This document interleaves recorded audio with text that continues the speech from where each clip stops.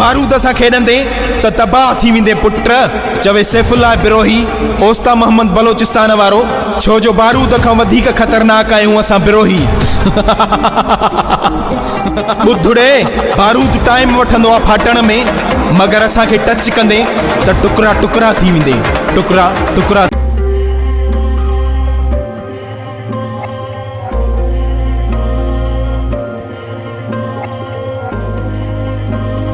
मुनाफिकन खां दूर आहियां, मां अकेलो ई मशहूर आहियां। जिन खां नथी बर्दाश्त है मुंहिंजी शोहरत, उन्हनि लाइ वॾो सूर आहियां।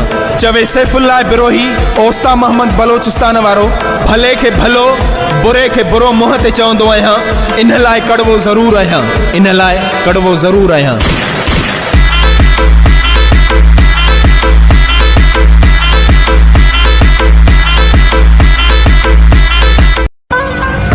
असां जीअं छॾिया हिन हथियार, तॾहिं तूं पाण खे समझी तो कंधार।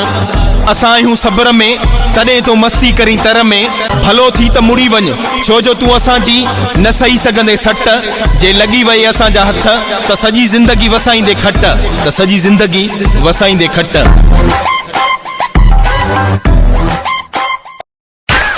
तुंहिंजी सोच खां बि वधीक ख़तरनाक आहियूं, दुश्मन खे कॾहिं बि कंदा न माफ़ आहियूं।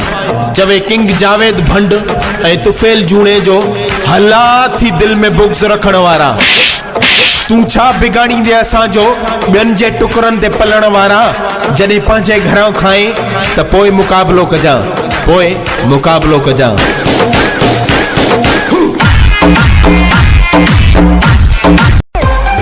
सड़ी वेंदा आहिनि कुझु मुनाफ़िक माण्हू, अॼु बि असांखे गॾु ॾिसी। वॾी बाहि हूंदी अथनि अंदर में, पर कुझु करे न सघंदा आहिनि। नियत बद थनि तॾहिं मुंहं में नीमक न थनि। एॾी थी थियनि पोइ बि नथा सुधरनि, पोइ बि नथा सुधरनि।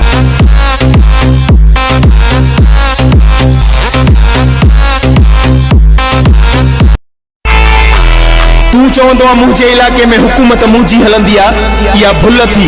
जंहिं ॾींहुं असां तुंहिंजे इलाइक़े में पेर रखियो त ख़बर पइजी वेंदई। इलाइक़ो तुंहिंजो हूंदो पर हुकूमत असांजी हलंदी। हथियार तुंहिंजा हूंदा, जिन खे हथनि में हूंदा उहे मुरीद असांजा हूंदा, उहे मुरीद असांजा हूंदा।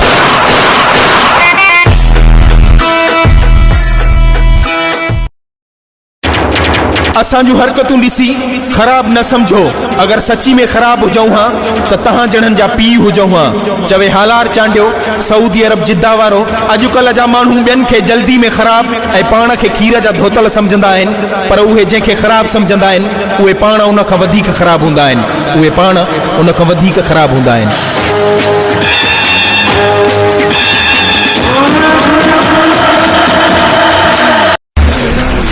असांखे छॾियो थी रहंदो ॾुख थी वधिया, कहिड़ा थी बंगला अॾिया। सोहणनि सेवतनि खे छॾे हाणे थी मथे में सभु जॾा लॻा। जहिड़ो पाण आहे तेढ़ा थी निभागा गॾिया, तेढ़ा थी निभागा गॾिया।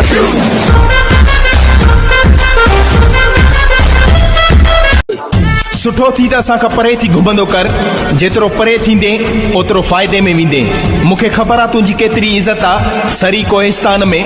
तुंहिंजो धंधो ई इहो आहे ॿिनि यारनि खे वेढ़ाइण जो ऐं सॼो ॾींहुं चमचागिरी ते गुज़ारो थी। मुंहं में त काई रौनक न थी, पर अंदर भी कारो थी, पर अंदर भी कारो थी। जयकान शिखर का एरिया में आया है तू। Welcome to Goa Singham. अरे इसके गांव का नाम क्या है? शुगर हाँ, संग इस मैप में क्या है बताओ। साला गोवा के मैप में जिस गांव का नामो निशान नहीं है उस गांव में बुलाया मेरे को।